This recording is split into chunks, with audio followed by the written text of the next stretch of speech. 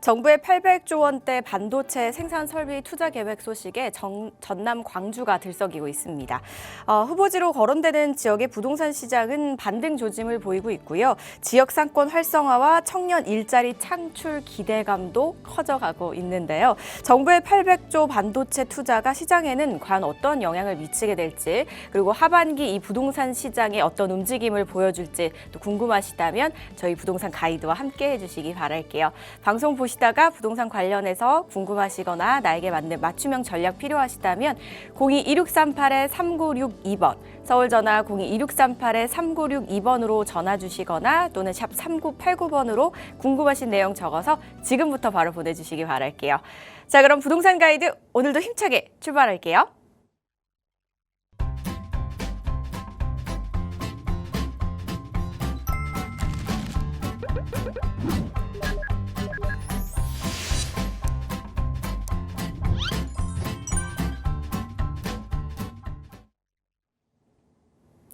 네, 부동산 가이드 7월에 문이 열렸습니다. 7월의 첫날은 또 이분과 함께합니다.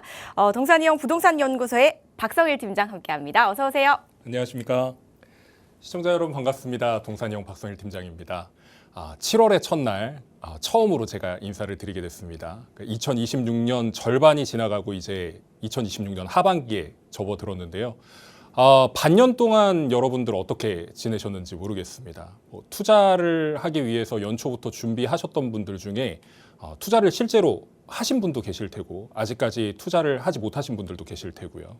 그리고 또 부동산 관련해서 이제 정리해야지 하고 정리 준비하셨던 분들도 정리하신 분이 계시고, 아직도 정리하지 못하신 분들이 계실 거라 생각합니다. 이제는 하반기에 접어들면서 이런 목표, 그리고 또 준비했던 것들 달성하셔야 되겠죠. 아직 달성하지 못하셨다면 확스경제TV 부동산 가이드와 함께 목표 달성하는 그런 시간 되시길 바라겠습니다. 아울러서 지금 하반기에 접어들면서 정부에서 광주에 반도체 팹을 건설한다는 그런 계획을 잡았고, 그리고 800조 원 정도의 금액이 들어간다고 얘기를 하고 있는데, 일단 저는 좀 조심스럽습니다. 지금 뭐 광주에도 마이너스 P가 플러스 P로 전환이 됐다고 계속 이야기를 나오고 있는데, 결국에는 이런 공장들이 건설이 되려면 시간이 굉장히 오래 걸리거든요. 그리고 또 지방이다 보니까 아직까지 수도권에서 불이 번지지 않은 상황인데 좀 무리하게 달려들었다가 꽤 긴 시간 동안 묶이게 되는 그런 상황이 생길 수도 있으니까 조심스럽게 접근하시는 것을 좀 권장을 드리겠습니다. 아울러서 어제 규제 지역에 대한 발표가 있었습니다. 그거 관련된 내용들 뒤에 강의에서 준비해놨으니까 시청자 여러분들 끝까지 시청을 부탁드리겠습니다. 네, 다들 이제 한 해가 바뀌면서 새해 계획 세우신 그 부분 안에 분명히 이제 투자 플랜이 있으셨을 겁니다. 그래서 지금 이제 상반기 결산 많은 분들 하셨는지 모르겠지만 어느 정도 지켰고, 또 중간에 포트폴리오는 어떻게 바뀌는지 이런 점검들 하셨는지 모르겠습니다. 앞으로도 그 플랜들도 계속해서 점검하시면서 바꿔 나가시거나 또는 실천하셔야 되잖아요. 그렇게 또 실천을 하기 위해서는 플랜 계획을 짜시는 것도 중요하지만 움직이시는 게 또 더 중요하지 않을까 싶거든요. 그렇게 시너지가 날 수 있는 자리 하나 또 소개를 해드리도록 할게요. 팀장님. 여러분들은 목표를 달성하는 데 있어서 가장 중요한 게 뭐라고 생각하시나요? 저는 실행력이라고 생각을 합니다. 여러분들이 아무리 생각을 하고 또 고민을 해봐도 결국에는 직접 움직이지 않으면 이게 목표를 달성할 수 없게 됩니다. 여러분들의 목표 달성을 하실 수 있게끔 하는 그런 자리입니다. 바로 내일 있을 부동산 세미나고요. 저희가 매주 목요일마다 오후 2시에 마포구 공덕동 공덕역에서 가장 가까운 저희 사무실에서 세미나 진행하고 있습니다. 1억 원대부터 5억 원대까지 재개발 투자처 안내해드리고 있고, 그리고 서울 그리고 수도권 아파트들 거래 그리고 시세 분석 같이 해드리고 있고요. 갈아타기나 그리고 세금 관련해서도 궁금하신 부분들이 있다 그러면 같이 이제 상담하실 수 있는 기회까지도 마련이 되어 있으니까 아래에 있는 연락처로 꼭 연락 주시기 바라겠습니다. 많은 관심 부탁드립니다. 네, 여러분들의 목표 달성 꼭 해보시기 바랄게요. 문의사항은 02-2638-3962번과 샵 3989번으로 문의하신 후에 참석해보시면 되겠습니다. 자, 그럼 저희는 이슈 체크 한번 해볼게요. 어제였죠. 새로운 규제 지역이 발표가 됐습니다. 최근에 이제 동탄이 굉장히 기하급수적으로 눈에 띄게 시세가 상승을 하면서 동탄은 뭐 묶이는 거 다들 예상을 하셨을 텐데, 그 다른 지역들이 또 의외인 지역이 있습니다. 기흥구 묶였고요. 바뀌면서 구리까지 함께 이렇게 규제 지역으로 묶이게 됐다라고 하는데 그렇다면 지금 어제 발표가 되면서 이제 7월이 시작이 됐단 말이죠. 앞으로 부동산에 이제 어떤 변화가 오게 될지 또 많은 분들이 궁금해하실 텐데요. 어떤 전략을 또 저희는 그에 맞춰서 세워야 될까요, 팀장님? 우선 동탄이 꽤나 많이 올랐다고 이야기하신 분들이 많았었고요. 저 역시도 오버슈팅했다라는 그런 감을 떨쳐버릴 수가 없었습니다. 특히나 동탄 안에서도 많이 오른 곳은 많이 올랐지만 반대로 많이 오르지 못한 곳들도 분명히 있었거든요. 그런데 평균적인 상승률을 계산을 하다 보니까 정부에서는 동탄을 묶을 수밖에 없었고 그 외 지역들 같은 경우에도 그래도 조금 많이 올랐던 지역들을 규제 지역으로 묶을 수밖에 없는 상황이었습니다. 그래서 대표적인 세 군데 묶였죠. 동탄 그리고 기흥 그리고 경기도 구리 이렇게 세 군데가 추가적으로 묶이면서 서울의 25개 자치구와 경기 12개 남부 지역에서 플러스 3개의 지역이 더 더해지면서 15개 지역까지 묶이게 되는 그런 상황까지 벌어지게 됐습니다. 이런 상황 속에서 우리는 어떻게 포지셔닝을 취해야 되는가, 그리고 또 동탄을 갖고 계신 분들이나 기흥을 갖고 계신 분들, 그리고 구리 갖고 계신 분들도 계실 거고요.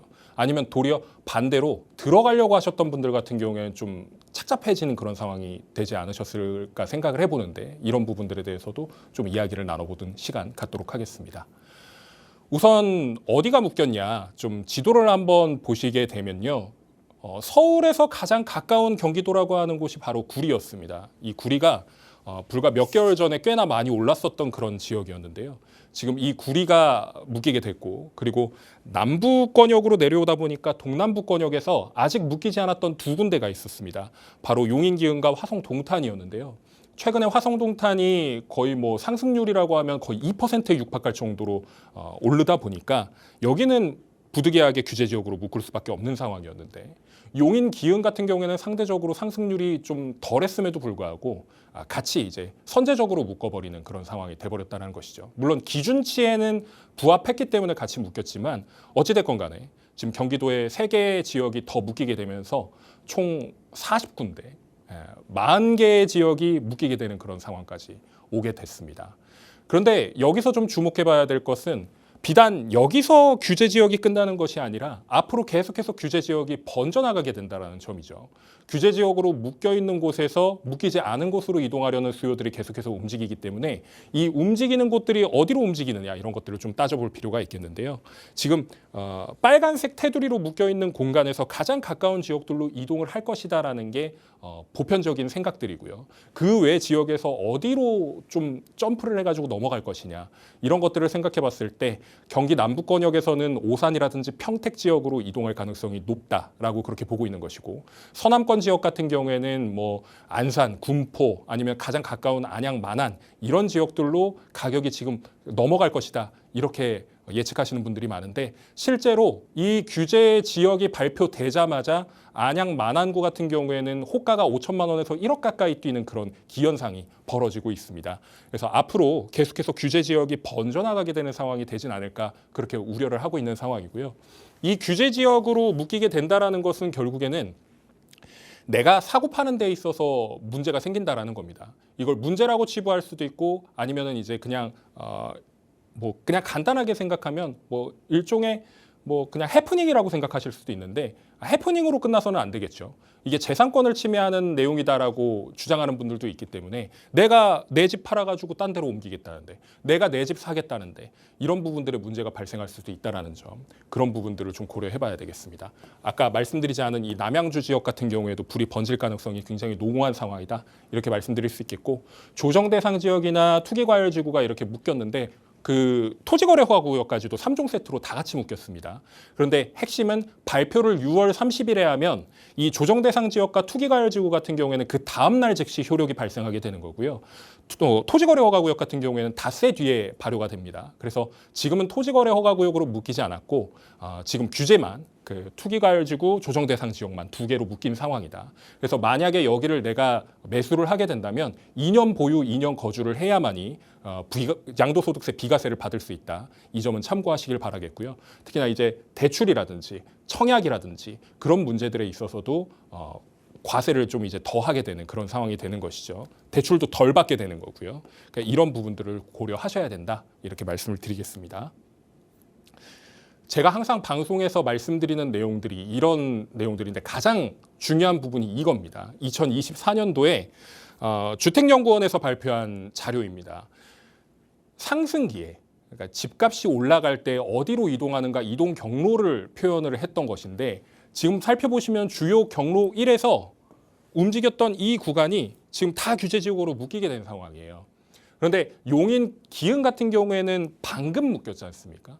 이게 지금 흐름 자체가 수지까지도 내려왔다가 묶이지 않았는데 지금 묶이게 된 상황이 된 거고요. 그리고 주요 경로 2번에서 과천에서 뭐 아직까지는 평촌 인덕원까지 가지 못했지만 이제는 이 경로 따라서 움직일 것이다. 이렇게 보게 될 수 있는 것이죠.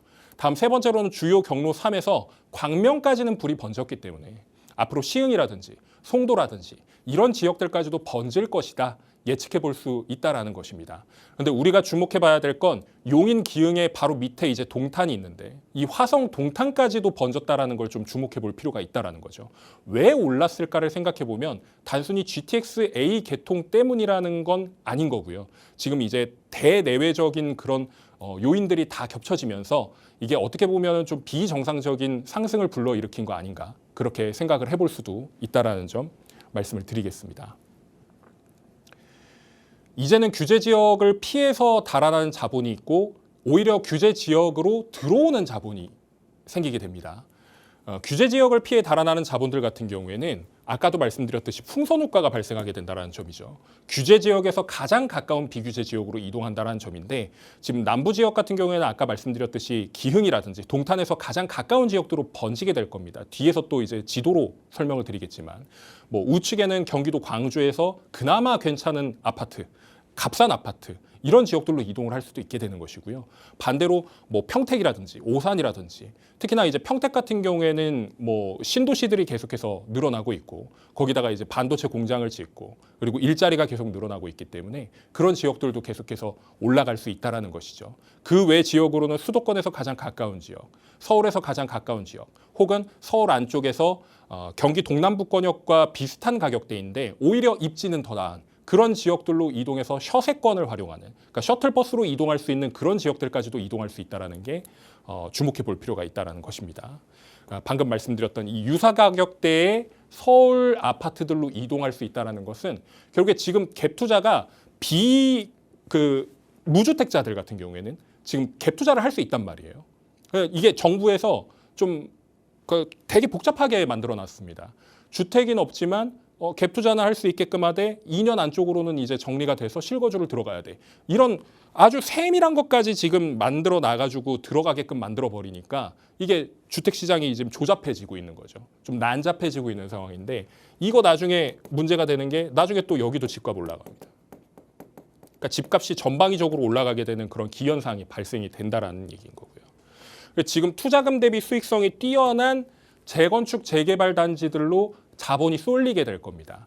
지금 비규제 지역 중에서 재건축 재개발하는데 괜찮은 지역들 몇 있거든요.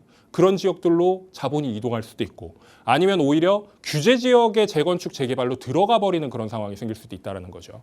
재건축 같은 경우에는 아파트를 재건축하는 거기 때문에 실제로는 규제 지역에서 내가 투자를 하려고 한다 그러면 여기는 실거주를 해야 됩니다. 그래서 실질적으로 들어가는 비용이 많은 반면에 재개발 같은 경우에는 비아파트로 구분이 되니까 상대적으로 규제에서는 좀 멀어지게 되는 거죠. 일단 실거주에 대한 그 규제가 없지 않습니까? 실거주를 하지 않아도 투자할 수 있다는 얘기예요. 그렇기 때문에 재건축을 못한다 그러면 재개발로 쏠리게 되는 것이고 실제로 서울 재개발 같은 경우에는 많은 분들이 지금 투자하신 상황이고 계속해서 투자자들이 밀려들고 있는 상황이다. 이렇게 말씀드릴 수 있겠습니다. 이 비규제 지역의 주요 광역시에서 가장 똘똘한 곳을 찾는다라는 내용은 이게 계속해서 규제 지역으로 묶이게 되니까 내가 투자하려고 하는데 자꾸 타이밍을 놓치게 됐던 분들이 그럼 내가 살고 있던 그 주요 광역시 그 동네에서 가장 똘똘한 거 그나마 괜찮은 거 역에서 가까운 거 아니면은 입지 자체가 좋은 곳 이런 곳들에 그냥 들어가서 살려고 하시는 분들이 똘똘한 한 채를 가지고 내가 여기서 그냥 지내야 되겠다라고 하시는 분들이 매수를 한다는 얘기예요. 그러면 자연스럽게 여기도 가격이 올라가게 됩니다. 아까도 대표적으로 말씀드렸지만 광주에 뭐 반도체 공장이 들어선다 그러지만 광주 안에서도 원래부터 똘똘한 한 채들이 몰려 있었던 그런 입지들이 있단 말이에요. 그리고 또 잘 사는 사람들, 고소득자들이 모여서 사는 그런 동네들이 있단 말입니다. 뭐 광주도 그렇고 대구, 부산, 뭐 울산 뭐 이런 곳들 다 그 지역들이 있는데 그 지역 안에서 가격이 계속해서 올라가고 있고 거래량도 계속해서 올라가고 있는 추세입니다. 실제로 우리가 열 화상 카메라처럼 나와 있는 지도를 살펴보면 우리가 지금 얼마만큼 번졌는가를 좀 살펴볼 수가 있겠는데 이게 지난 2022년 5월 달과 비교했을 때는 아직도 열이 많이 오르지 않은 그런 상황인 거예요. 좀 큰 화면으로 지금 보시고 계시지만 왼쪽 화면 같은 경우에는 서울과 수도권의 지역 열 화상 카메라로 보여지는 그런 모습들이고 오른쪽 같은 경우에는 전국적으로 볼 수 있는 그런 열의 지도다 이렇게 볼 수 있는데 잘 보이실지는 모르겠어요. 광역시 주변에서도 계속해서 불이 번지고 있는 모습을 보실 수가 있습니다.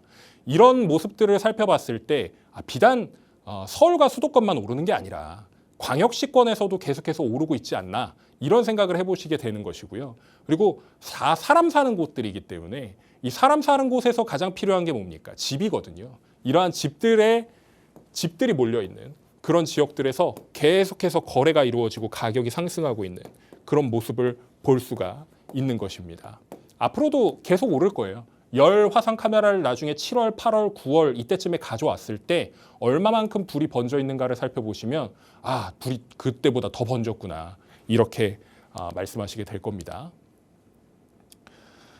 아까도 제가 말씀드렸지만 번질 곳이 어디냐 이런 것들을 좀 살펴보자면 지금 서울과 뭐 수도권 동남부 지역의 가격이 뭐 넘사벽이라고 하는 넘을 수 없는 벽처럼 느껴지다 보니까 이제는 내가 집을 살려면 이런 데로 가야 되겠구나 포기할 수밖에 없는 자포자기하는 심정으로 넘어가야 되는 그런 지역들이 생기기 마련인데 바로 이런 지역들입니다.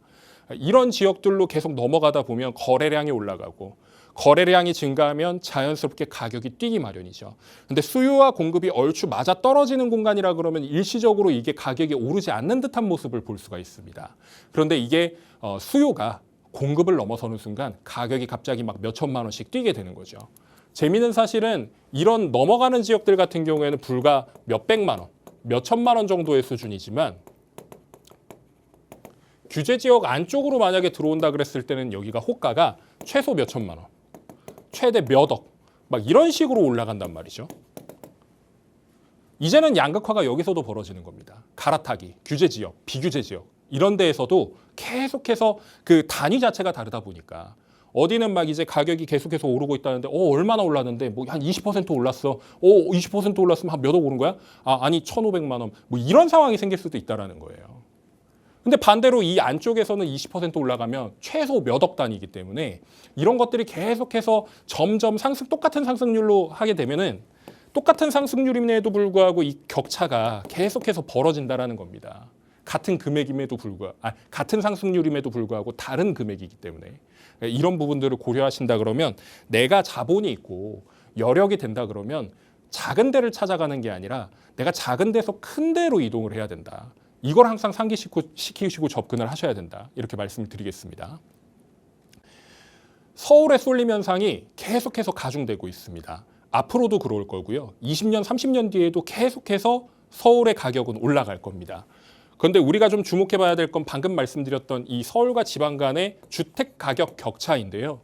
예를 들어서 서울이 지금 평균 가격이 뭐 15억에서 17억 정도 한다고 얘기가 나오고 있습니다. 아파트 가격이요. 34평 기준입니다. 그런데 이게 전국적으로 살펴본다 그랬을 때는 채 6억 정도밖에 안 하는 상황인 건데 그럼 벌써 이게 만약에 18억까지 올라간다 그러면 격차가 거의 3배 나는 거거든요. 3분의 1 가격에 지방의 아파트 한 채 사고 나머지 금액을 또 운용할 수도 있는 게 이 지금 가격의 격차인 겁니다. 근데 이 가격 격차가 점점 벌어진다고요. 아까 말씀드렸던 것처럼 6억과 15억의 20%를 비교해 보면 얘는 6억에 20% 하면 1억 2천밖에 안 돼요. 그런데 15억에 20% 하면 3억이 됩니다. 그러면 얘가 1억 2천에 얘는 3억이면은 벌써 1억 8천만 원 차이 나는 거죠. 이게 계속해서 차이가 나는 거예요. 복리로. 이 복리에 대한 부분을 이해를 하지 못하시면은 나는 그냥 서울에는 이제 집 하나 못 사보고 그냥 끝나는 거죠. 그러니까 이런 상황이 계속해서 벌어진다라는 것이고 신축 아파트의 분양가 지금 난리가 났습니다. 서울에서는.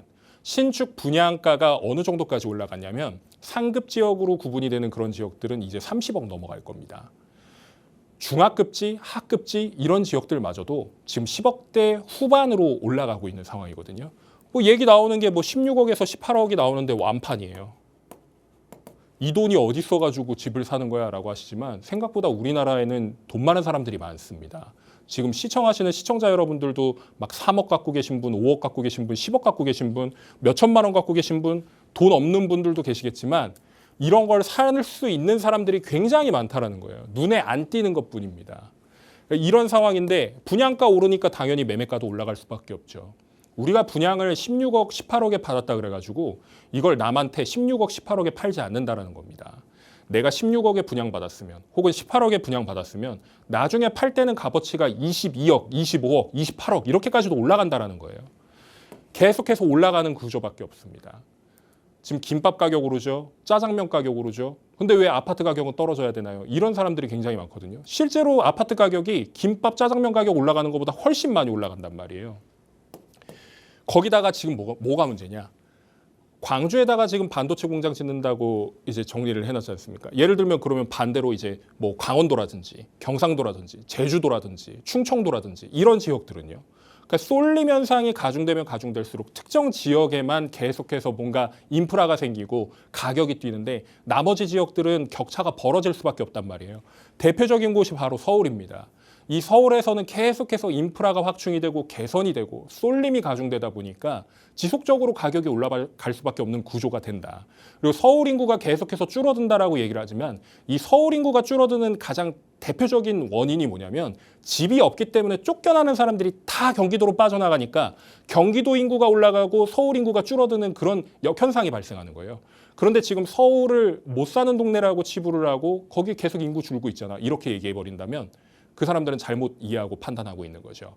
서울은 집값이 비싸고 집이 없기 때문에 계속해서 쫓겨나고 있는 상황인데 서울에 남아있는 사람들이 살아남은 사람들이라고 인정을 하지 못하고 그냥 이제 서울이 살기 좋지 않은 곳이니까 그냥 쫓겨나는 거다.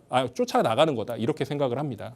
절대 그런 게 아니니까 되도록이면 서울에 오셔야 된다는 생각을 가지셔야 된다는 거고 그렇기 때문에 서울 쏠림 현상이 계속해서 이어지고 있다는 거예요. 지금 서울에 살고 있는 사람들도 계속 서울에 남아있길 희망합니다. 지방으로 절대 가고 싶지 않아요. 서울에 원래부터 살았던 사람들, 서울에 상경한 사람들, 그리고 서울에서 태어난 사람들, 심지어는 서울로 관광을 오고 일자리를 위해서 서울로 왔는데 여기에 남아있고 싶은 사람들. 지방 사람들과 외국인까지 모두 투자하다 보니까 결국에는 남아있는 땅덩어리, 남아있는 건물 이런 것들이 다 사라지게 되는 겁니다. 계속해서 지속적인 관심을 갖고 있고 심지어는 외국인 투자자들은 우리하고 달라요. 토지거래 허가를 받아야 되지만 대출에 대한 부분은 규제를 안 받는단 말이죠. 남의 나라에서 내가 그냥 내 자본 갖다가 끌고 오겠다. 그럼 대출 100% 받을 수 있다. 그럼 100% 받아옵니다. 100%가 안 된다. 그럼 90%까지 받아와요. 근데 우리나라에서는 지금 규제 지역에서 몇 퍼센트 받을 수 있습니까? 몇 퍼센트 못 받거든요. 거기서부터 차이가 납니다. 돈을 가져올 수 있는 능력. 그러니까 당연히 외국인한테 밀릴 수밖에 없죠. 외국인한테 많이 뺏기고 있는 상황입니다. 실제로 2년간 외국인의 주택 소유 비중이 20%가 늘었고 100억 이상의 고가주택이라고 하는 그런 지역들까지도 싸그리 다 매수를 하고 있는 상황인 거죠. 이 사람들이 나중에 싸게 팔겠냐 이겁니다. 나중에 더 비싸게 팔겠죠. 돈이 돈을 낳는 그런 구조가 된다는 것이고 아까 말씀드렸던 것처럼 서울의 아파트가 계속해서 분양가가 올라가고 있는데 고분양가 이야기를 하지만 이 분양가가 나중에 떨어질 일은 만무합니다. 앞으로 계속해서 원가가 올라가기 때문에 거기에 맞는 상응하는 분양가가 나올 수밖에 없다. 이렇게 말씀을 드리겠고 아까 말씀드렸던 이 양극화 문제 그리고 인프라 쏠림 문제 그리고 일자리의 개선이나 이런 것들은 계속해서 서울 쏠림 현상이 일어나고 있다. 이런 것들을 계속 주목해 보셔야 될 필요가 있다는 겁니다. 그래서 제가 항상 지도를 갖고 나올 때마다 어디를 주목하셔야 된다고 말씀드리냐면 업무지구에서 가장 가까운 지역으로 가셔라라고 말씀드리지만 기회의 땅이 없는데 어디를 자꾸 그렇게 가요라고 물어보시는 분들이 많아요. 그런데 잘 찾아보시면 아직까지도 1억대에서 3억대까지 투자처들은 굉장히 많고 그 지역들을 활용을 해서 투자를 하게 되면 분명히 성과가 빛을 발할 그런 공간들이 분명히 있는데도 불구하고 그냥 핑계거리만 계속 찾으시는 거죠. 아까 맨 처음에 말씀드렸던 목표에 대한 부분, 계획에 대한 부분 그런 부분들만 세워놓고 실행을 하지 않다 보니까 결국엔 내가 투자를 할 수 없고 계속해서 뭔가 고민만 하다가 기회를 놓치고 망가지게 되는 그런 상황이 되는 것입니다. 제가 보여드린 지금 이 업무지구 같은 경우에 그리고 YIBD라고 하는 곳은 용산국제업무지구가 탄생할 공간인데 이 공간 안에 들어갈 수 있으면 당연히 좋겠지만 여기는 가격이 너무 비싸요. 최소 10몇 억부터 20몇 억, 30몇 억 이렇게까지도 줘야만이 들어갈 수 있는 공간입니다. 심지어 이 바깥쪽 공간 같은 경우에도 내가 아파트를 살려고 한다 그러면 못해도 10억 이상 들어가야 되는 공간이거든요. 이런 것들을 생각해 봤을 때 그렇다면 내가 이 업무지구에서 가장 가깝고 좀 직주근접할 수 있는 그런 공간들을 얼마만큼 투자를 해야 되느냐. 아까 맨 처음에 말씀드렸던 그 세미나에서 1억 원대부터 5억 원대까지 재개발 투자처를 안내해 드리겠다고 말씀드렸는데 그 재개발 투자처 안에서도 이 가장 가까운 직주 근접을 누릴 수 있는 공간이 생긴다는 거죠. 그리고 우리가 생각해 봐야 될 거. 투자를 할 때 그냥 막 투자라는 게 아닙니다. 결국엔 재개발이라는 것은 아파트로 바뀌어질 공간을 새로 선점하는 것이기 때문에 내가 아파트를 서울에 하나 받겠다라는 그런 청약에 대한 개념으로 이해하셔도 중요하다는 거예요. 청약이 요즘에 어떤가요? 가점 만점 받아도 내가 되니 많이 이런 것들을 막 계속해서 따져봐야 되는 경우의 수를 따져봐야 되는 그런 경우가 굉장히 많고 특히나 내가 원하는 지역을 갈 수가 없다라는 게 키포인트입니다. 그런데 이 청약을 대체할 수 있는 게 바로 재개발 투자라고 한다면 여러분들 고민해 보셔야죠. 기본적으로 우리가 생각해 봐야 될 건 재개발을 투자를 할 때 내가 지역을 선택할 수 있다는 점. 두 번째로는 평수를 고를 수 있다는 점. 그리고 세 번째로는 내가 만약에 여기를 마음에 들어하지 않고 다른 데로 갈아타게 하겠다라고 한다면 그때는 또 팔 수가 있다는 점. 이런 것들이 장점이 되는 건데 청약 같은 경우에는 내가 계속 전전긍긍해야 되잖아요. 내가 여기를 들어가고 싶은데 여기가 싼데 이렇게 생각하지만 결국에는 나중에 싼 곳은 계속해서 싸기 마련이고 심지어는 지금 서울 청약 같은 경우는 비싸요. 애초에 일반인들이 접근하기 어려운 공간입니다. 그렇기 때문에 재개발을 보셔야 된다는 게 키포인트인 겁니다. 아파트가 지어지게 되면 재건축 같은 경우에는 아파트를 원래 가지고 있던 사람들이 아파트로 바뀌는 거니까 분담금이 조금 나온다 하더라도 어느 정도 대체가 가능하단 말이죠. 그런데 재개발 같은 경우에는 분담금이 세지 않나요? 라고 얘기를 하는데 기본적으로 우리가 재개발을 판단할 때 메커니즘 같은 게 있습니다. 바로 이 완성 시에 아파트 가격이 얼마인가를 좀 따져봐야 된다는 거죠. 상급지의 평균 가격이 현 시점 기준으로 나중에 신축이 지어지게 됐을 때는 가격이 어느 정도 될 것이냐. 대략 한 5, 60억 보는 겁니다. 매매가 기준입니다. 분양가가 아니라. 중상급지 같은 경우에는 매매가가 평균적으로 40억 이상 될 것이다라고 보게 되는 것이고 중급지 같은 경우에는 30억, 중하급지나 하급지 같은 경우에는 20억 이상, 지방과 수도권 그 이외의 지역들 같은 경우에는 10억 남짓의 그 매매가를 형성을 하게 될 텐데 이게 나중 가면은 한 5년에서 10년 지났을 땐 또 얘기가 달라져요. 가격이 한 1.3배에서 1.5배 정도 올라가게 될 겁니다. 그럼 내가 지금 투자하는 것과 나중에 투자하는 것이 또 가격이 달라질 수밖에 없다라는 거고 예전에도 우리가 한 10년 전, 짧게는 한 5년 전까지만 해도 지금보다 높은 급지의 재개발이나 재건축이나 이런 거를 살 때 지금 가격의 한 3분의 1 가격, 심지어는 5분의 1 가격 정도면 살 수 있었단 말이에요. 그런데 지금 어떻습니까? 불과 6개월 만에, 불과 1년 만에 막 2억씩, 3억씩, 5억씩 이렇게 올라버리다 보니까 야, 이거 완전히 망가진 시장이다. 이 말도 안 되는 비정상적인 상황이다. 이렇게 말씀들 하시거든요. 그런데 과연 그 사람들이 비정상이어서 그렇게 그 가격을 주고 사는 것이냐? 아니거든요. 앞으로의 미래 가치, 그리고 내가 이걸 샀을 때 얼마짜리 아파트를 받는지 이런 것들을 다 판단을 했기 때문에 그 가격에 들어가는 겁니다. 앞으로 이 가격 계속해서 올라갈 것이고 지금도 중상급지의 평균 매매 가격이 얘를 노량진이라고 본다면 노량진이 이 상급지로 간다라는 얘기예요. 분양가가 지금 30억을 조금 안 하는 상황인데 앞으로 나중에 매매가 보십시오. 45억, 50억 이렇게까지도 갈 겁니다. 실제로 잠실이라고 하는 지역이 중상급지 정도의 수준이었는데 상급지로 올라갈 수 있게 된 배경들을 살펴보면 신축, 재건축 단지들이 탄생을 하면서 뭔가 인프라가 또 갖춰졌잖아요. 거기다가 강변, 한강변에 붙어있는 그 재건축 단지들이 가격을 견인하고 있는데 이미 구축 아파트임에도 불구하고 재건축이 안 됐는데 40억을 훌쩍 넘어서 50억까지도 올라가고 있는 상황입니다. 나중에 재건축되면 얼마가 돼야 이득을 보는 거죠? 최소 80억에서 100억은 가야 되지 않을까요? 이렇게 생각할 수밖에 없는 상황이 돼버리게 되는 것입니다. 그렇기 때문에 재개발로 투자하는 이 아파트 투자법도 나쁘지 않은 대안이 될 수 있다. 이렇게 말씀을 드리는 겁니다. 결국엔 투자할 때 내가 판단해야 될 건 바로 이겁니다. 내가 지금 직장에 다니지 않아도 혹은 직장에 다녀도 항상 생각해 봐야 될 게 내가 직주 근접과 좀 이제 가까이 할 수 있는가? 그러니까 직장과 집이 좀 가까운가? 아니면 내가 이걸 팔았을 때 이 사람들이 사잖아요. 사는 사람들이 직장이 가까울까? 이런 것들을 기본적으로 무조건 따져봐야 된다는 겁니다. 그래서 나오는 게 역세권, 아니면 버스 타고 5분, 막 이런 것들을 따지게 되는 것인데, 뭐 아니면 걸어서 뭐 한 10분 이런 것들을 따지잖아요. 이런 것들. 이게 가장 중요한 거고요. 두 번째, 인프라가 갖춰져 있는가? 교통, 뭐 병원, 학교, 마트, 백화점 이런 것들 다 따져보는데 이게 없는 곳보다는 있는 곳이 훨씬 낫다라는 거죠. 애초에 뭐가 없는 상황에서 뭔가 나중에 지어질 겁니다. 이거는 나중에 이야기고요. 원래부터 지어져 있던 공간에 아파트들이 대량으로 뭐 살포되듯이 지어지게 되면 거기는 또 거기 나름대로 달라지게 된다는 겁니다.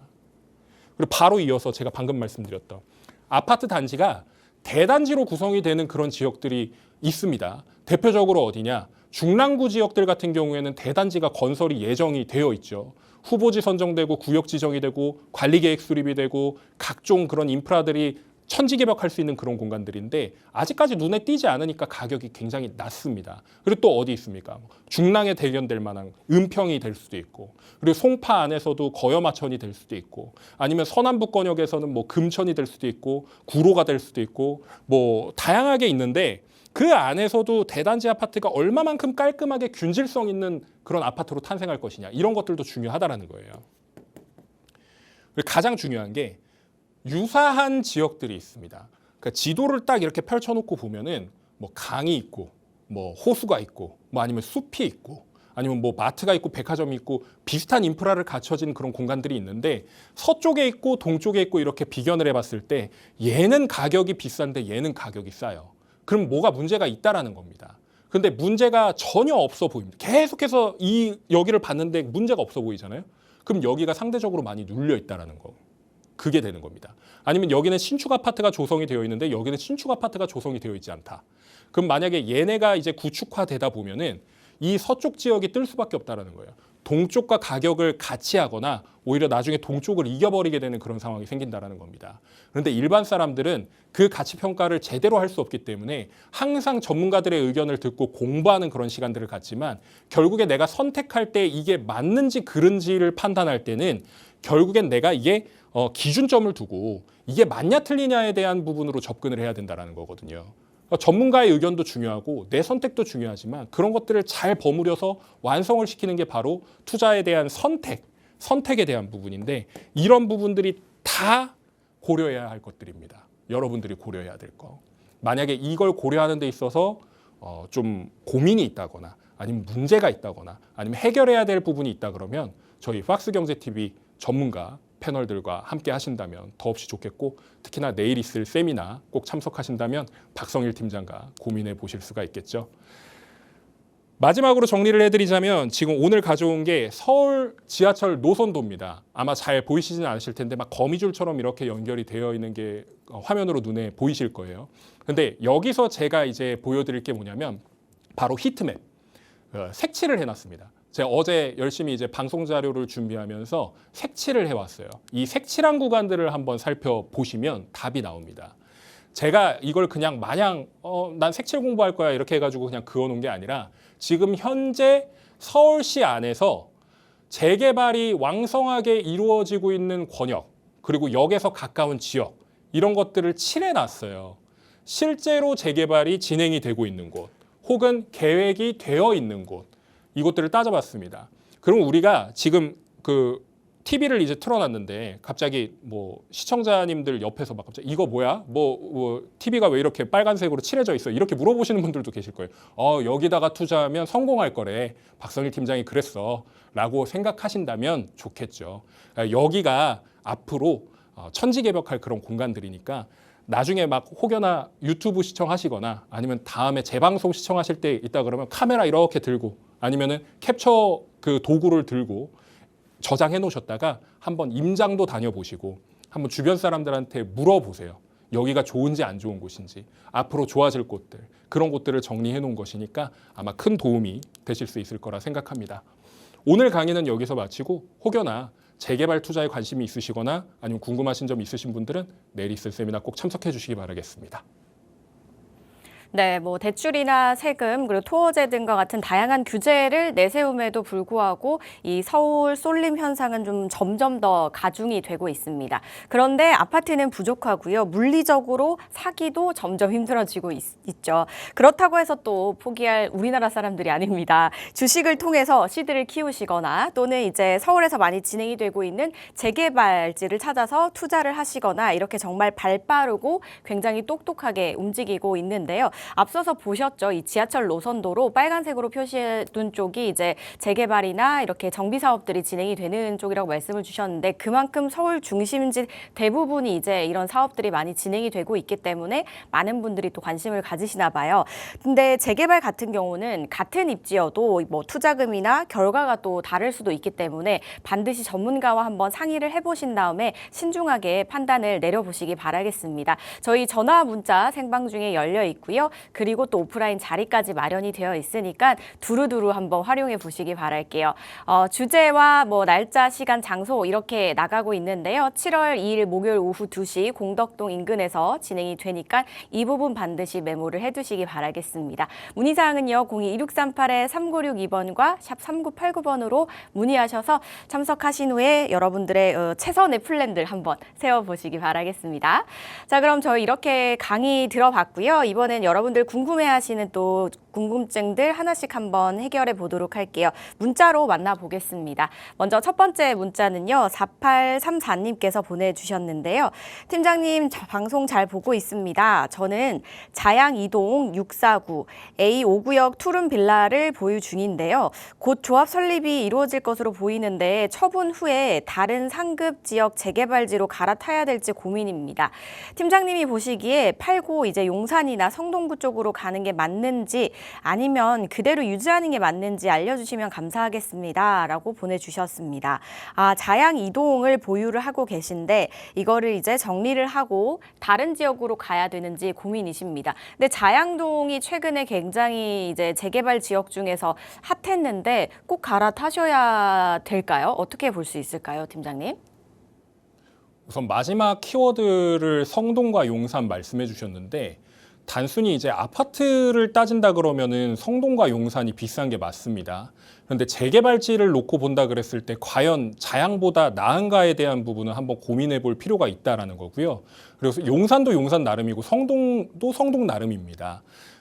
가장 기본적으로 생각해 봐야 될 게 자양 이동 모아타운으로 어떤 걸 가지고 있느냐를 좀 생각을 해봐야 되는데 아까 제가 들었던 게 이제 649 그리고 뭐 A5 지역 이 지역 같은 경우에는 우리가 얘기하는 자양 이동 모아타운 B 구역에 한강변에 가장 붙어 있는 지역일 거예요.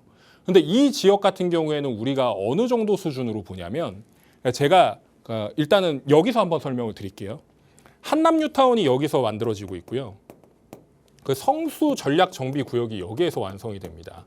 그리고 자양동 일대 권역이 여기서 이제 완성이 되는 것인데 이 흐름 자체가 제가 매번 말씀드리지만 그 강북 권역에서 재개발이 완성이 되는 한강변의 마지막 공간은 자양동이에요. 옛날에 한남뉴타운과 성수전략정비구역을 못 산 사람들이라면 자양 이동이라도 무조건 들어와야 되는 상황인 건데 아마 투자를 최근에 하신 게 아니고 조금 전에 하신 거라면 분명히 지금 가격이 엄청나게 뛰어가지고 지금 차익이 어마어마하실 거거든요.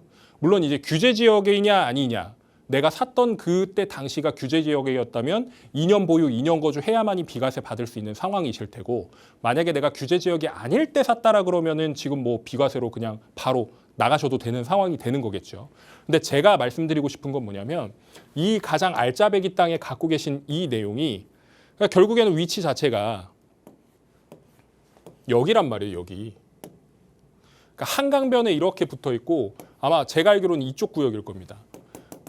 여기 곧 있으면은 조합 설립되고 시공사 선정되는데 굳이 옮겨갈 필요가 있을까 하는 의문이 첫 번째로 드는 거고요. 그리고 두 번째로 용산과 성동을 만약에 간다 그랬을 때 내가 어딜 갈 것이냐. 이게 가장 중요하게 되는 겁니다. 근데 제가 말씀드리고 싶은 것은 여기에 보유하고 계신 거라면 저는 솔직히 대한민국 1% 재개발 투자한 것이라고 보거든요.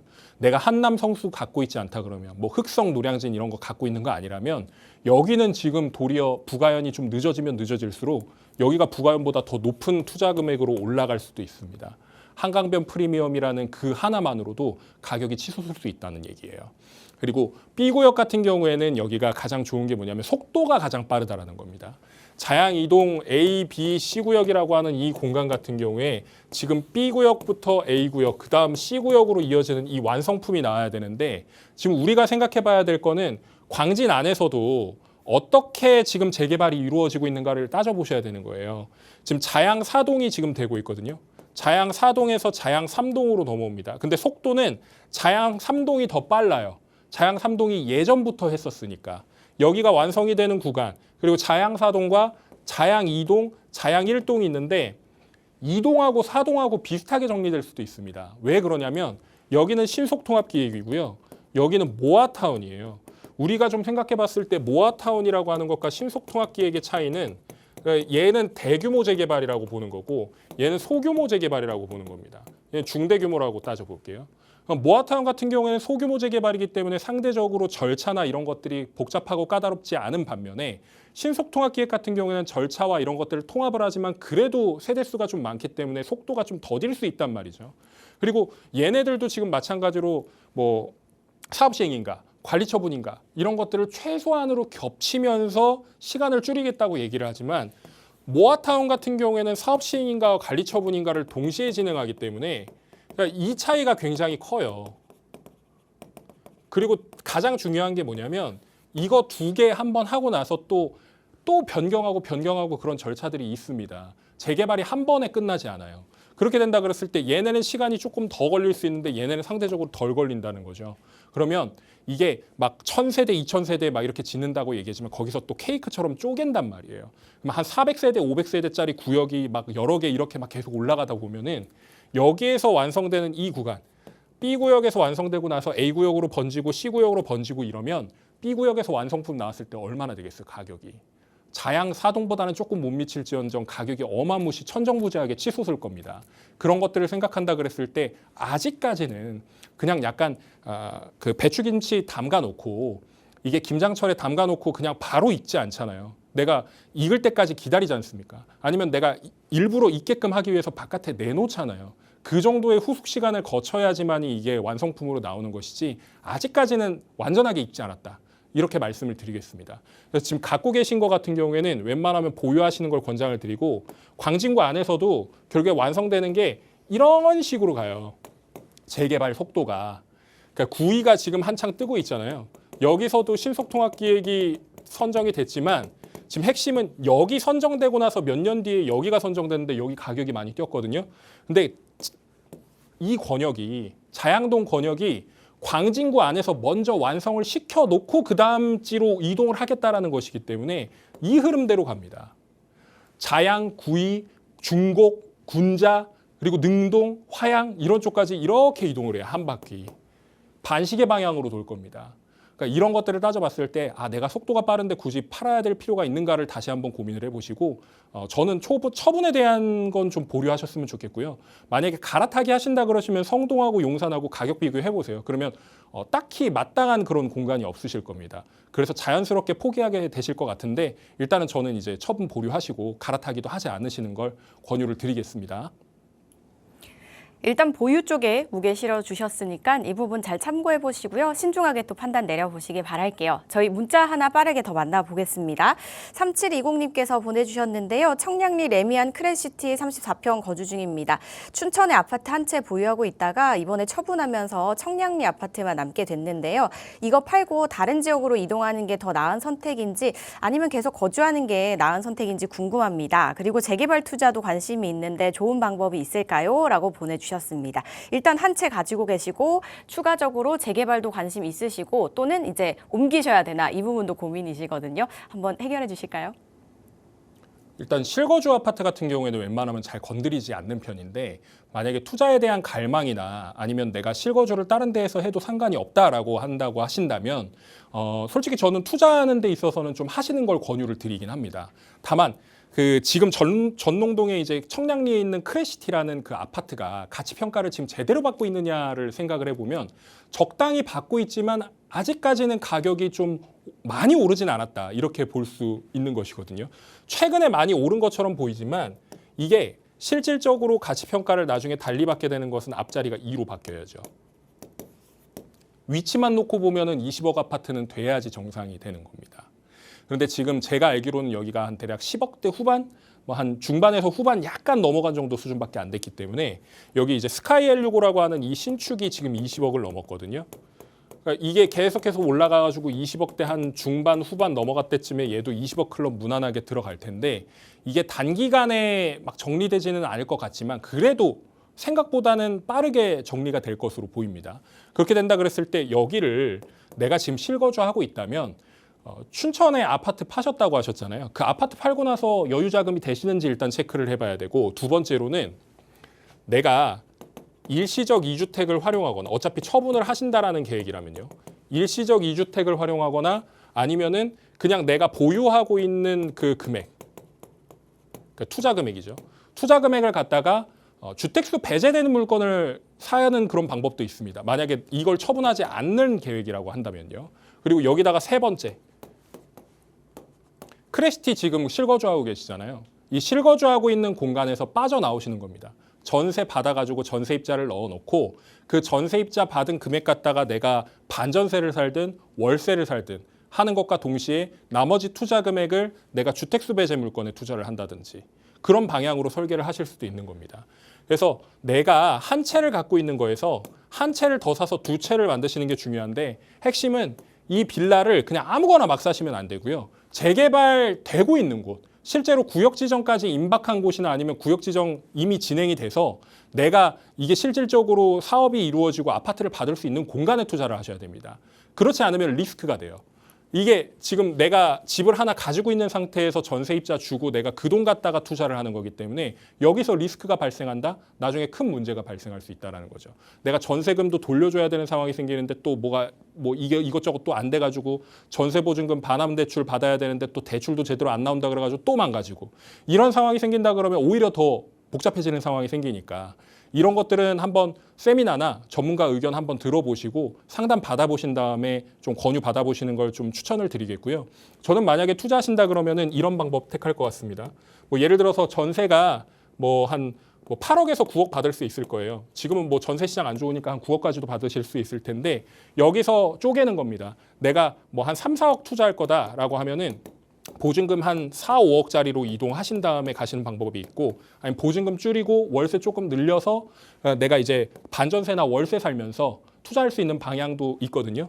그런 전투적인 투자를 하셔가지고 완성품을 받아내겠다라고 하시는 그런 방법도 대안이 될 수 있습니다. 그동안에 어떤 상황이 생기냐. 크래시티 가격 계속 올라요. 크래시티 가격 계속 오르면서 재개발 투자했던 것도 같이 쌍끌이어선처럼 오른다 그러면은 거기서 또 이제 수확을 얻으실 수 있는 겁니다. 굉장히 큰 수확이 될 겁니다. 나중에 크래시티 팔아가지고 나중에 신축 아파트도 들어갈 수 있는 그런 상황이 생길 수도 있으니까 이런 것들도 한번 고려해 보신다면 좋은 선택이 되지 않을까 그렇게 생각을 해봅니다. 네, 일단은 이제 거주하시는 곳이다 보니 리스크를 최대한 줄이는 방향으로 한번 생각을 꼭 해보시기 바라겠습니다. 말씀 주신 가이드도 고려해 보시고 더 상담 필요하시다면 지금 설명해드릴 오프라인 자리도 한번 활용해 보시기 바랄게요. 팀장님 설명해 주세요. 네, 저희가 매주 목요일마다 세미나를 진행하고 있습니다. 세미나에서 항상 말씀드리는 게 실행에 대한 부분을 말씀을 드리거든요. 항상 고민만 하다가 결국에 포기하거나 그 타이밍을 놓치시는 분들이 굉장히 많기 때문에 그런 실행에 있어서 도움 드릴 수 있는 그런 정보들 그리고 알짜배기 매물들 이런 것까지도 말씀드리고 있습니다. 마포구 공덕동 공덕역에서 가장 가까이 위치한 사무실에서 진행하고 있으니까요. 귀중한 시간 내어서 오신다면 저희가 열심히 준비해서 좋은 성과 만들어낼 수 있도록 노력하겠습니다. 시청자 여러분들 많은 관심 부탁드리고 아래에 있는 연락처로 꼭 연락 주시기 바랍니다. 감사합니다. 공덕역 인근이라고 하니까 꼭 한번 참석해 보시기 바랄게요. 문의사항은 02-2638-3962번과 샵 3989번으로 연락하신 후에 좋은 플랜들 한번 세워보시기 바랄게요. 저희 방송에서 제공하는 정보는 투자 판단에 대한 조언일 뿐 해당 부동산의 가치 상승과 하락을 보장하지 않습니다. 오늘 저희가 준비한 소식은 여기까지입니다. 남은 하루 즐겁게 마무리하시고요. 저희 내일 이 시간 다시 찾아뵐게요. 시청해주신 여러분 고맙습니다.